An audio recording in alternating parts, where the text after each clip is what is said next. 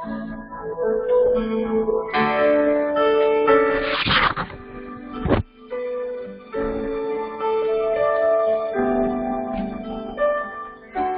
comes up each morning, just like it's always done.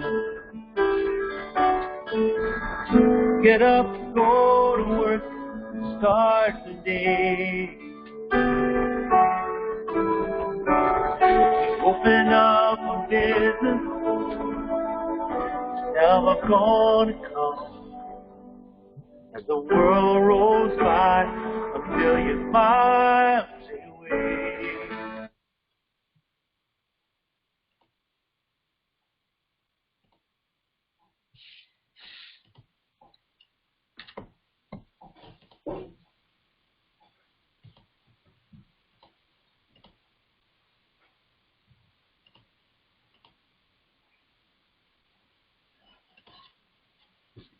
Well, good evening, everybody. It's time for a little Monday Night Michael once again, and we hope that this past week has been a good week for you and your families, and that you remain in good health and safety. We are let's see, I think I counted it up yesterday. Our employees started working at home 5 weeks ago today, and so we're about 40 days since March 11th, and starting to get into the swing of things, I think, a little bit. Doesn't mean that it is the easiest of scenarios, but we are glad to be able to take care of you and your associations during this time, and the things that we're all kind of learning together. For those of you who are joining us for the first time tonight, my name is Michael Johnson. I'm the owner and CEO and founder of FCS Community Management, and we have invited our board members, about 800 board members across the state of Utah, to join us on these Monday night chats for just about an hour. We went a little bit long last week. We're trying not to go a little bit long this week, and to talk about how we are operating in this new reality. I think you can see me now, hear me now, and see the slides on the screen. So let me, there we go.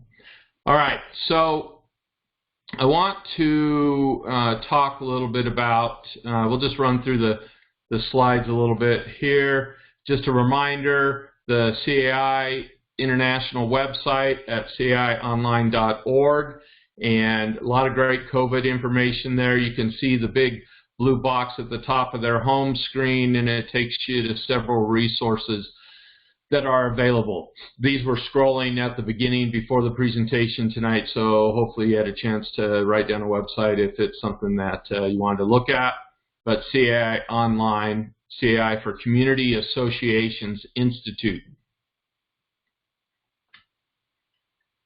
Next Monday night will be our last one for April, and then we'll look and readjust the schedule going forward. We want to get as much fun as it is to talk about the coronavirus every minute of our lives. I think that it's time to get back to regular training and regular functions to the extent that it's safely possible. So next Tuesday at lunchtime, we will be holding our regular monthly. On the last Tuesday of each month, we hold our board lunch and learn.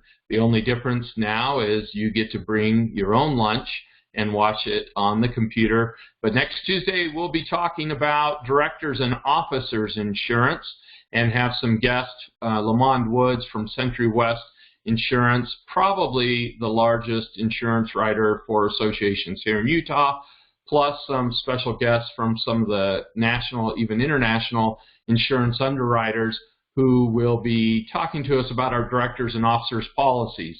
Those of you who might be new to boards, this is the policy that protects you in your service to your community as volunteers. and and we'll talk about this next week, but as long as you are acting in the best interest of the community, you're protected through the law, through the statutes, and through the insurance. So just a little quick legislative update. We've talked about this both weeks. An idea that we sent on to the legislature. They started meeting virtually last Thursday. However, just as we supposed last Monday, they are only going to focus on a limited number of bills during this first virtual special session, bills that have to do with the state budget and the forthcoming decrease in state revenues through taxes and how to handle that. There will be other special sessions, and we hope that our little bill here, which is up on the screen, the idea is to allow associations to use their already established rainy day funds, known as reserves, to fund operations in case the delinquencies get to be to a high point in each community. We already have received word from the Property Rights Coalition, which is the largest 20 home builders in Utah, that they are opposed to this bill, thinking that it already has the mechanism for associations to use that money by getting a majority vote of the homeowners in the community. We disagree a little bit with them and think this is a special circumstance, and as time allows, we will continue to push the legislature to make some sort of a modification.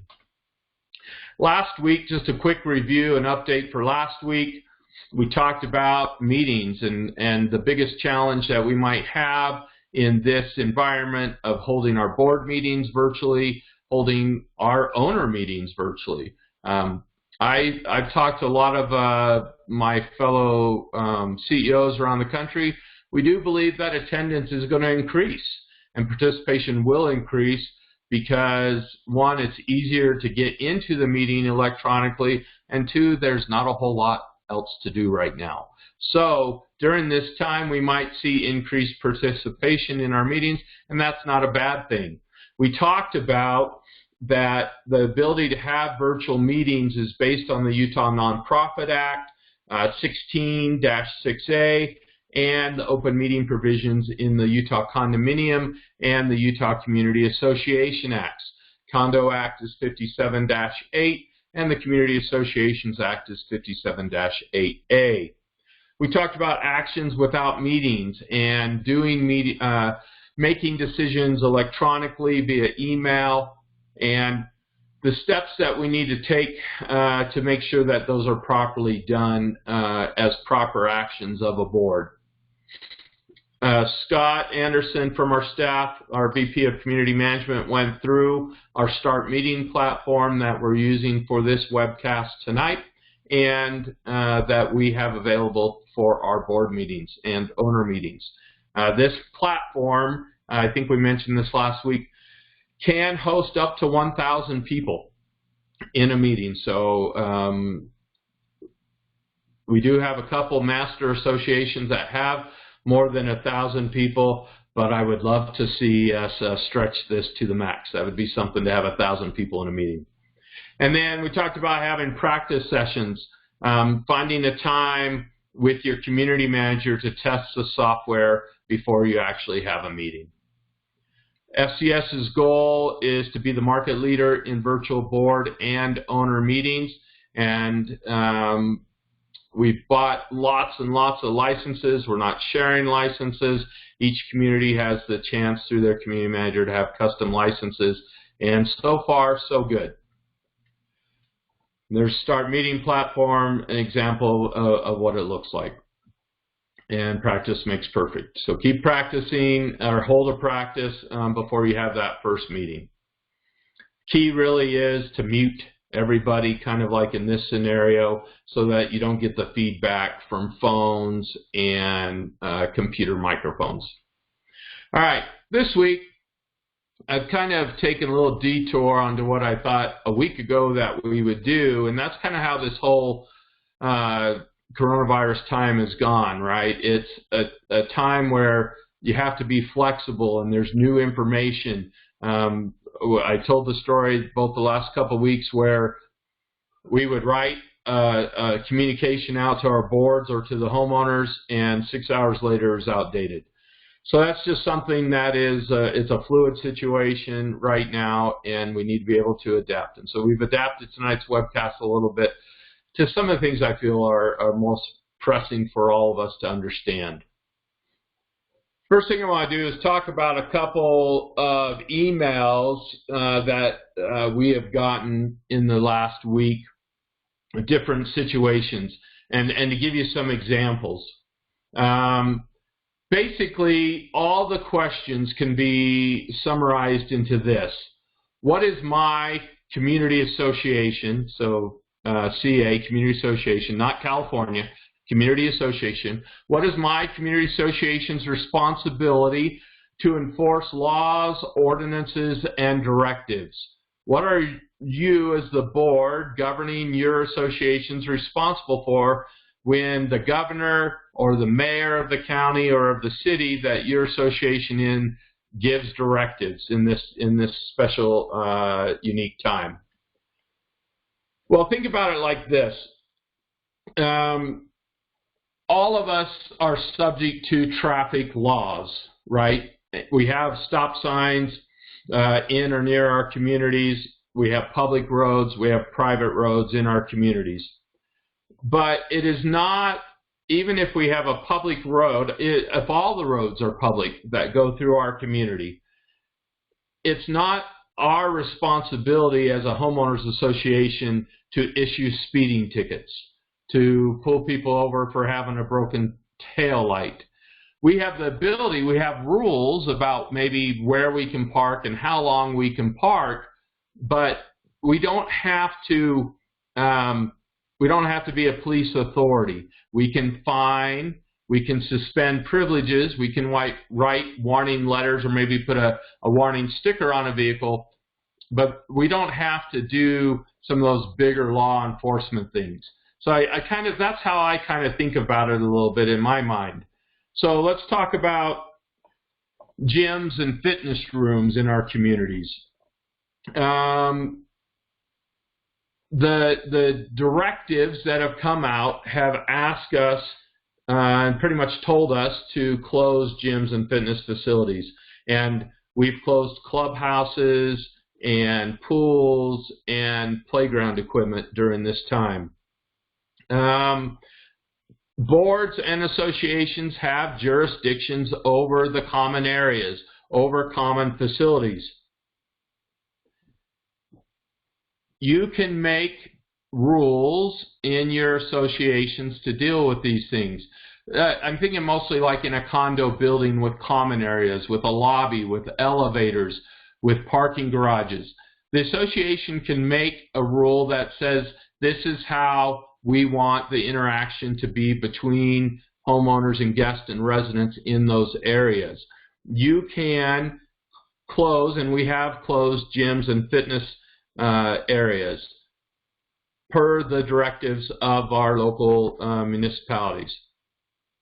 So that is something that we can do. It's fairly easy to do because we have fobs and electronic security systems that make it so that we can do it and people can't even get in there and access the facilities. We talked about the playgrounds a little bit. When you and your community want to make some special rules that maybe don't apply to all associations across the board, make sure to talk to your community manager and to also talk to legal counsel in drafting up some of those rules. We want to make sure that we're following the directive, but also your governing documents.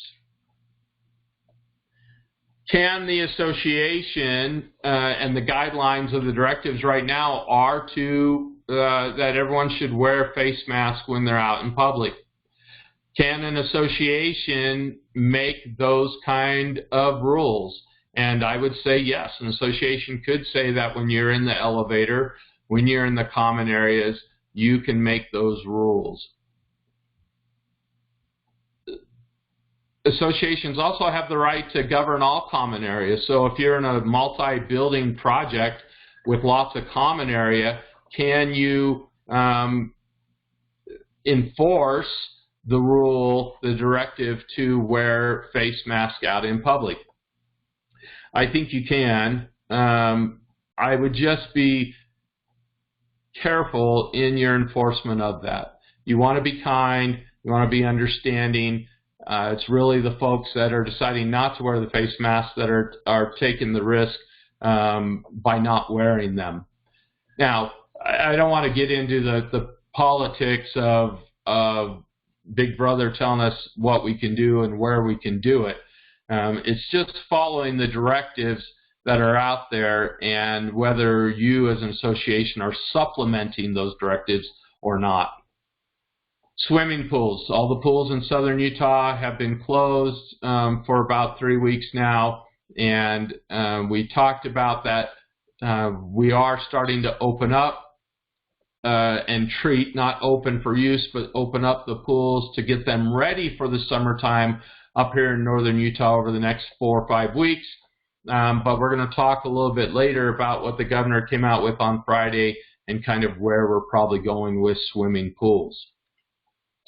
Maintenance, on-site maintenance in our common areas or even inside of our units. We had a situation in one community where there was a water leak from one floor into another floor, and the resident in the upper unit, 90 years old, and was not too keen on any maintenance coming into their unit to have it serviced. And so the maintenance, and we'll look at this too in part of the governor's directives, but we do want to, and the directives are asking maintenance people to make sure that, one, and we're doing this with our in-house maintenance people as well, one, that the employees of the company, whoever the employer is making sure that their employees are coming to work healthy and are not sick, so that they have measures in place. And is that company providing masks and other necessary PPE so that for the safety of the employee and for the safety of the people inside of the unit? Also, knocking on the door and asking before going into a unit to do a repair, are the people inside the unit healthy and have they been exposed to the virus at all? So these are all things we can do. I see a question popped up on the chat. If we require people to wear masks, don't we have to provide them? And I have not seen that in any directive that the body that is requiring a mask has to be the one providing masks. So I think you're okay to say provide your own mask, especially in this time where we're not even sure yet if the medical professionals have the number they need. So we're going to talk a little bit more about the governor's directives and the plan for reopening life that was amended and adjusted and announced just Friday, 3 days ago. Oh, let's talk a little bit about liabilities, though. There is an article I found out on NPR about, let's see if I put it on here, Walmart. So Walmart is now being sued by workers' families for the worker dying while working. Well, they're alleging that they caught the virus while being at Walmart while working. That's the thing that we're most concerned about here, is that we want to make sure that you as an association are not opening up liabilities unnecessarily. That's a big reason for keeping the gyms and the clubhouses closed. Yeah, is it going to be pretty tough for this family in this news story to prove that their family member caught the virus while working at Walmart? You bet. Would it be pretty hard to say that someone caught it while working out in your fitness room? Yes, it would be. That's not going to stop the lawsuit. And that's why we want to make sure that we are doing everything we can as associations to make sure that we are limiting liability. And simply put, right now, that's to keep things completely closed.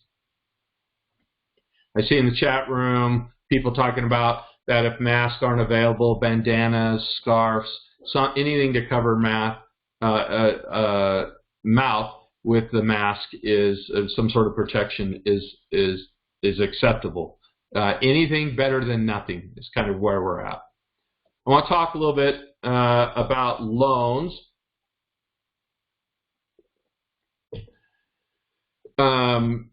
We talked about, we teased last week a little bit that we would talk about loans. There's two kinds of loans through the Small Business Administration, and the one is the PPP, the Payroll Protection Plan, and which we've heard a lot about. The other is the Economic Injury Disaster Loans, known as EIDL loans. And CAI, our national organization, has put together this little screenshot here, and it talks about these EIDL loans. Now, both the PPP and the EIDL loans have ran out of funding. So there are no new applications on either of the programs right now. The Payroll Protection Plan, even though some associations have employees, the government had said that that lending program was not available to associations.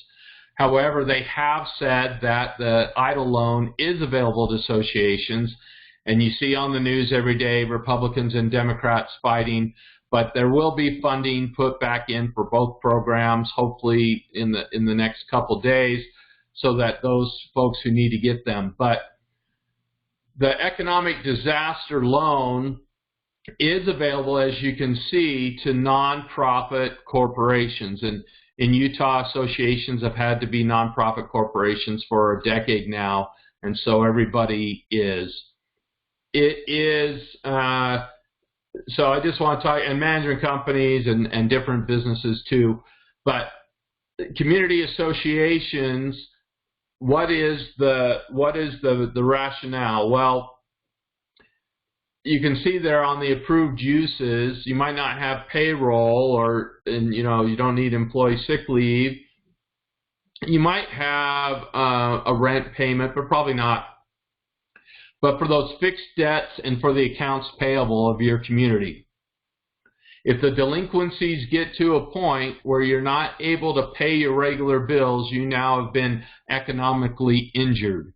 And those loans are for up to $2 million. They're 30-year term, and they're at 2.75% interest for a nonprofit. So that's really good terms. What is the collateral for an economic disaster loan? The collateral for an association is future assessments. So just like a regular HOA loan that you can get now through a bank for a project, or you're building something or reconstructing something, you use your future assessments to pay that loan back, and that's the collateral. This economic injury disaster loans cannot be used for building something new. So no capital improvements, but any paying of bills that you have that you otherwise could not normally pay. So the economic disaster loans are, we have had a couple associations who've requested that we apply for them. It is about a 2 or 3 hour process for the EIDL loans, and we will process them for our clients who ask, have no idea, haven't heard or checked on anyone in the country who's done this for their associations yet. I know some have applied. I haven't heard the results. I'll get some information on that before next week's webcast. Let's see. So incorporated, we talked about that. It's working capital until normal operations are resumed. ordinary operating expense we talked about. No payment of dividends. You can't get, you'd be 30 units and you get $30,000 and you send $1,000 to each homeowner. That would be a dividend. You can't do that. Can't build new facilities. And there's the information. But there's the news. The piggy bank is empty right now, so the government is working on that, and we'll see where that goes. All right. So tonight I want to focus mostly on reopening and what the governor's new directive has said about reopening. And I think this is a great template for us to use in our associations, especially when we have common areas to deal with and common facilities. So if you go to the coronavirus.utah.gov website /Utah Leads Together, you get to this page and you see on there a version 1 and a version 2. And the version 1 came out a couple weeks ago, 2-3 weeks ago, really was ahead of its curve. And I think, once again, I think we're blessed to live in Utah with some really forward-thinking folks. And now the Utah Leads Together 2.0 has come out. And it talks about the 3 phases, 3 economic phases. And yes, we are not we're not profit-making enterprises in our community associations, but we are businesses. And so these principles apply and should be used by our businesses, which are community associations. So we're in the urgent phase right now. We're hoping to go into stabilization soon, and you can see that goes until fall, and then recovery after that, which goes into next spring. What does this all mean for us then? It's about a 30-page document. You can download the document on the website and see how it affects, but I've pulled out the portions that I believe are applicable for us in the community association world. I couldn't find this graphic they put together, and so I just cut and paste out of the document, so sorry, it's a little blurry. But right now, it's a color-coded system. We're in the high risk, and that's where they're thinking sometime in the next 2 weeks between now and May 1st that we will transition from the high risk to the orange, to the moderate risk. And then after, so it goes from the red to the orange, and then the orange to the yellow, and then yellow to the green, the new normal. You can see there's the timeline there, the expected timeline, and if you look down the screen from those areas, you can see the red, orange, yellow, and green. One thing Utah is focusing on is that what's happening in St. George, for those of you who are St. George board members, might not be the same thing that's happening in Orem, might not be the same thing that's happening in Logan, or definitely here in Salt Lake, or our clients up in Summit County in the Park City area. They are different counties and different cities will have different plans and be at different color codings at different times. So you can't see on the news that St. George pools are fully back open and expect that that will mean that our West Valley pool will be back open. So these are the general guidelines for the public and for employers. Now, of course, we're in the high risk, right? So we're in high risk, and this is what we're doing right now. You know, they're recommending face coverings worn in all interactions within 6 feet, in-person interactions limited to individual households, increase the virtual interactions like we're doing here. Essential travel only, groups of 10 or less, no out-of-state travel, schools are closed for the year, and operate remotely where possible, and the rest are employer related. So that's where we are right now. So in the next couple weeks, we are hoping, the governor's hoping, and this is all predicated on the virus, and I've kind of boxed out the things that are most pertinent to us in the association world. Still, in a couple weeks, face coverings worn at all times in public settings, in-person interactions limited to individual households, and those who have been following the distancing hygiene guidelines, and keep using the virtual interactions, leave home infrequently, still keep the 6-foot distance, and so interactions in decreased group sizes. Basically, we're going from less than 10 to maybe less than 20. But still, in all of these that I'm going to show you, high risk, older, immunocompromised, my family makes fun of me because I can't say that word, and I see someone on the chat put a question on that. You know, if we have a, say we're just 20 units in our complex and we're going to hold our owner meeting because we have the ability to do that. We have a little park and there's room, we'll be 6 feet apart.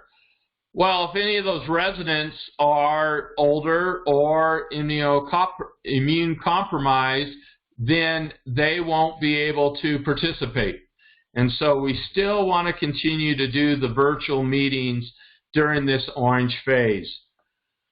If the trends continue, they hope that we can be in orange during May and June and then go into the yellow in the middle part, later part of the summer, July through September timeframe. So once again, though, still in the yellow, the low risk time, still face coverings are recommended. The schools would be open. Interactions now are groups of 50 or fewer, and all businesses operating, but not operating like we used to.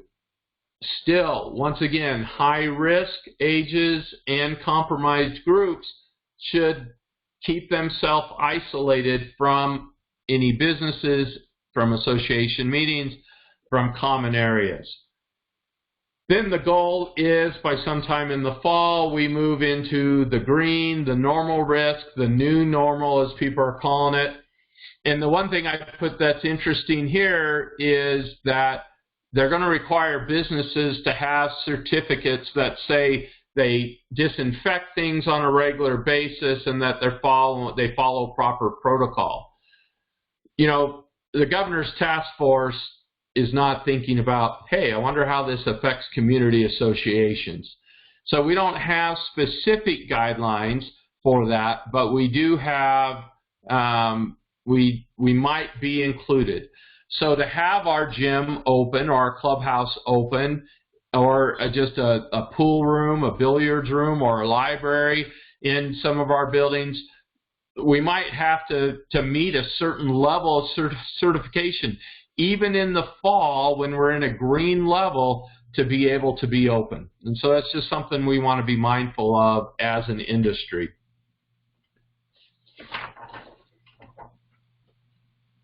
Let's see here. Home repair is mentioned specifically in the Utah Leads Together 2.0, and it is the same basically for all color levels, that maintenance people should inquire if there's symptomatic individuals inside of homes, that their employers need to monitor the employees, washing and sanitizing hands before and after leaving a home, wearing face covering and gloves, changing between each site, even disinfecting the tools between each visit, and doing for those that you know, if you're using a repair service, estimates, invoices, other documents be done electronically. That's the same in high risk, in moderate risk orange, in low risk yellow, and then in the normal risk, as you can see, it looks shorter, but it says same as the high risk, except that employers don't need to actively monitor their employees.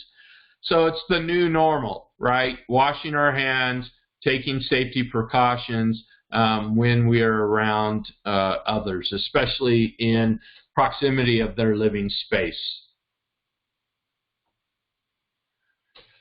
So outdoors and recreation. So right now, here's where we are, right? No congregating at trailheads, parks, or other outdoor spaces. No close contact or team sports. And do not travel, participate in public amusement, public activity, public swimming pools, gyms, and fitness centers. The counties do, in Utah, consider any swimming pool that services 4 or more homes to be a public swimming pool. I'm not familiar with any guidelines in any of our Utah counties that have that kind of language for fitness rooms and gyms. So as we move to the green color, once again, we don't know exactly where we are as a homeowner association, a fitness room in an association, but I think following the same thing that a Vasa Fitness or a Lifetime or a Planet Fitness has to follow is the best bet. So here in a couple of weeks, we hope to go to the moderate risk once again. Still not congregating together, still no team sports. And the only thing it says about pools is 1 swimmer per lane and pools at 50% capacity and no congregating on pool decks. I don't know what that means either, okay? So I know what 50% capacity means, and each pool, because of its size, has an occupancy limit. We know what that is. There's supposed to be a sign at your pool that says what that limit is. If there's not, we will instruct the pool companies as they're opening pools to make sure that signage is up and available and what that occupancy is in normal situations. To me, it looks like if we're in orange in the Memorial Day weekend time when most of our pools open in Utah, except for southern Utah, that we will be able to open the pools, but at 50% capacity, and that's the pool water capacity. Typically, the capacity of the pool water and the pool deck are 2 different things because not everyone always goes into the pool. But no congregating on pool decks. So what does that look like? What does that mean? We're going to have to get some further direction. In our county, we've asked, and the county health departments are very busy, and the folks that are over swimming pools are busy working on other parts of this health crisis, but they promised us a little bit better clarification in the coming weeks. There's a question. Yeah, a question says, when the time comes that we open the clubhouse, gym, and pool, can we post signs that say you're using this at your own risk and the community will not be responsible for illnesses or something like that? I think that is part of new signage that needs to go up for sure. And I think the county health department is going to give us specific signs that they want posted. Doesn't mean, though, that lawsuits still won't happen. So we'll look at what the county gives us, and we'll look at the best practices, talk to our attorneys, and come up with some solutions to share with everyone. The question is, do we know if COVID-19 dies in pool water? If so, how long does it take to kill the virus in the pool? I've read at least a half a dozen papers that say that it does not live in treated chlorinated water.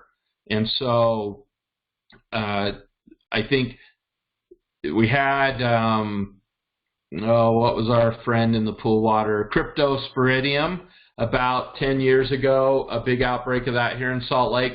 And the problem was that it would survive inside of pool water, chlorinated pool water, and that's why we closed pools a little bit early at the end of August because of that outbreak up in northern Utah. So, but the COVID-19, what they understand, it does die in the water. The problem is the congregating on the pool decks. And the general fun that kids and people have in pools. There's a lot of horseplay. I know that's against the rules, but it happens. And what does that mean for the transaction of the disease from one person to another? By middle of the summer, so I think we can open the pools. They will be restricted. 75%. We manage about of the 240 of you, about 1 in 5 have a pool. 40 to 50 pools we manage, and only about 10% of those pools have pool monitors or pool attendants. The rest are unattended. No lifeguards, no monitors, no attendants. And so the question is, what is the liability and the responsibility of the association to take care of making sure that occupancy is where it should be under these restrictions and these directives? And that's something we'll need to look at. Do you open your pool? If I was on the board of any of the communities that I own in, I think if we hadn't had a pool attendant in the past, I would want to pay for a pool attendant to be there to kind of keep the peace a little bit. But once again, you know, I could see a situation, and you're going to see this with fitness rooms in a minute, that it might have to be by reservation. Because if your pool occupancy is only 30 people and now it's only 15 people because of this, you know, is the person who gets there first every day, and all of our communities have them. They're there the first thing every morning. They're there all day. They live at the pool all summer. Is that going to be fair? Are other people going to be able to use the pool with these restrictions? So we might need to look at some sort of reservation system. Not exclusive use of the pool, but on the occupancy issue. In the low risk time, which hopefully is later in the summer, once again, avoid congregating in parks. Now it's changed to exhibit caution when engaging in close contact or team sports. So a lot of our communities have large parks and common areas, and those areas do host baseball practices and soccer practices. So what are we going to do with that going on? Here's the guidelines. Here's the foundation of the rules that you should be putting in place for your community. Once again, it's the same pool capacity rule through the yellow low risk period. So basically, the entire northern Utah pool season, Memorial Day to Labor Day, we will likely, now this is barring a miracle drug that treats coronavirus or a vaccine, which isn't going to happen that quickly anyways, during the entire Memorial Day to Labor Day traditional pool season, we'll be at 50% capacity in these orange and yellow areas. Once we go into the green, which we're expecting to be in the fall, then you can resume normal activities at a pool. You know, things are happening so quickly, sometimes it amazes me. I look at a timeline and how the news has changed day over day. If we see a possibility of us going into green around Labor Day or sometime in September, that's another thing that associations might want to consider. If we're not into the orange by Memorial Day, obviously we're still closed, but maybe do we keep the pool, if we get into green in September, do we keep the pools open till October if we can, because people didn't get the chance to use it earlier in the season. Those are all decisions that each individual association will have to make.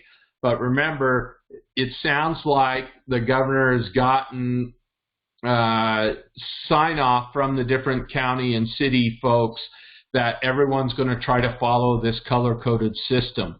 So you'll know your county or your city, we're in orange, we're in yellow, we're in green, where we are, and be able to follow. And you'll be able to type up with your manager, we have a fitness room, we have a pool, we have a common area, and we're saying right now this is how it's going to work when we're in red, which is now orange, yellow, or green. Gyms and fitness centers are specifically mentioned, of course, in there, and right now all fitness centers and gyms are closed. In the orange, which once again, hopefully in the next couple weeks, it's still recommended closure of fitness centers and gyms. Especially, I understand the economic impact to a for-profit gym, and so that's a different scenario. You, in your associations, aren't generally making money off of having the fitness center opened, and so the recommendation from Utah Leads Together 2.0 is during the orange time, fitness centers and gyms are kept closed. If you do open, what does that look like? Okay, employees, and we don't have any attendance. We have some lifestyle directors, a couple of our communities that have fitness rooms, but no employees directly in the fitness centers. But it says, if you do open, limit the number of patrons in the facility at one time to one person per 120 square feet. Okay, so think about some of your gyms. Now everyone's going, I wonder how big our gym is, right? Well, they're not very big for the most part, and so you're going to have to know what it is, and you might be able to have one person max, maybe two people max in your clubhouse fitness room. That's a tough situation once again, and are we going to probably have to maybe, how many different adverbs did I just use there? Are we going to have to do reservations for our fitness rooms so that the same one or two people aren't using it at the same exact time every night? It's something to consider if you are going to open up during the moderate orange risk time. There is this requirement that staff must disinfect all equipment after each use. Not the homeowner or the resident who's using the equipment, but staff. And so if I'm reading this very conservatively, if you open your gym fitness room, you probably, just like a swimming pool, better have somebody to clean the equipment between each use. How is that even economically possible? You'll have to decide that with your community manager.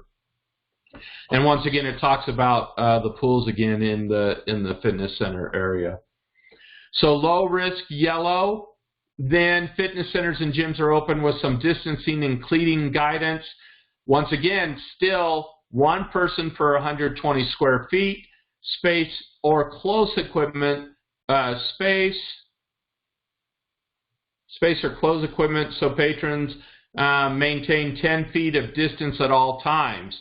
Well, I know a lot of our little clubhouse fitness rooms, the equipment's all right next to each other, and we don't have extra storage space in our facilities to just move all this equipment to, so that there's less interaction.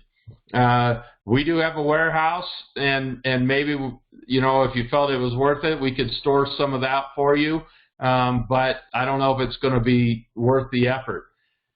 Then make cleaning supplies available throughout the establishment and post signs encouraging patrons to clean all the equipment. And I think that would be more information on our person in the chat room who said, hey, we need to put a lot of signs up, releasing liability, use at your own risk, and with these rules.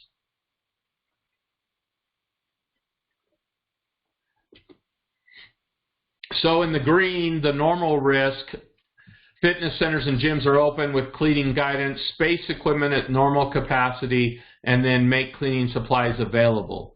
So that's the new normal, right? And hopefully one day we'll be able to go online and see that the cleaning equipment's actually in stock and you can actually order it. But you're going to need to have that always available in your facilities for your residents when they're using the equipment. All right, so that was a lot of talking that I've done tonight, and a lot of good information. But I'm appreciative of the governor and the economic task force and all the folks who are working to give us some guidelines. I think it gives us a starting point as professional management and as you as board members to work off of, and you can say now, you can draft your policies to say, we're in red, in orange, whenever that happens, this is how we're going to treat our common areas and facilities. In yellow, this is how we do it, and in green, this is how we do it. I'm going to turn the Q&A on, so if you have a question, just hit the button, and it'll put you in.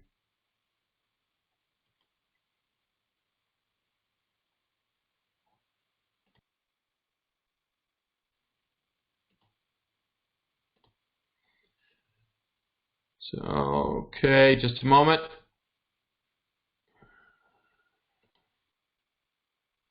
There we go. And let's see. It'll tell you when your mic has been unmuted. Just a moment. And just a second. Someone in the chat room asked, can we download the presentation? Yes, sorry, I have failed to get the previous weeks downloaded. But on our website, hoiliving.com, under the board trainings, Monday Night Michaels, we will put all 3 weeks. I'll get them there this week. We'll email everyone, too, who's participated and let you know that they're available. So we'll get all those slides up there for everybody. Here we go. It's a couple questions. River Cove, Mueller, it says. Oh, can you hear me? We can hear you now. Okay. I just thank you. This has been very informative. Well, you are welcome. So thank you for joining us tonight. Any other questions out there?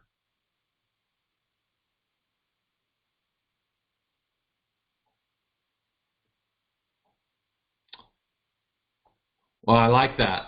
I'm not that good, so we'll say the governor's that good, right?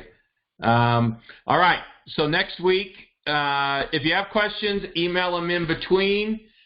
We will, our managers are seeing this information tomorrow, those who aren't already watching tonight, and we'll talk about putting, helping you and your communities draft the items that you need for your community. Next Monday night, we will talk a little bit about compliance and violations, which we had started working on for tonight's episode, and just anything else that comes up. And we appreciate all of you, all that you're doing in your communities. Looks like we've got another question. Just a moment. Michael. Yes, ma'am. Last week you talked about how we won't know until this next meeting comes up about how our collections are. Do you have those numbers by chance? Oh, that'd been really cool, wouldn't it? Yes, we started working on that. Right now, the numbers are very similar to March, and I did forget to put those slides in there. So we will, I will email everyone by Wednesday those slides specifically to show you where we are on delinquencies. In addition, my apologies for not popping those slides in there. Okay, thank you. Tonight. And then also on a case-by-case, individual basis, your managers, your March financial reports are uploaded into the board portal now for March, but I think what she's hinting at is that we're trying to stay a little bit ahead of the information. Actually, I'll also send this out. I don't know if it's available just to managers or to board members too, but I'll be participating Thursday at noon, I think it is, on a national webcast to talk about assessments and associations and different ideas for working in that scenario. So definitely we'll have those slides at that time. There's a speaker, an attorney from Atlanta, Georgia, and staff from the office in Washington, D.C. The three of us will be doing that presentation on Thursday. So I'll get out information. It might just be for managers, but I'll find that out, and we'll send that information out as well. All right, everyone, thank you for joining us tonight. We appreciate you taking the time to be with us. Stay safe, stay healthy, and we look forward to talking to you next week.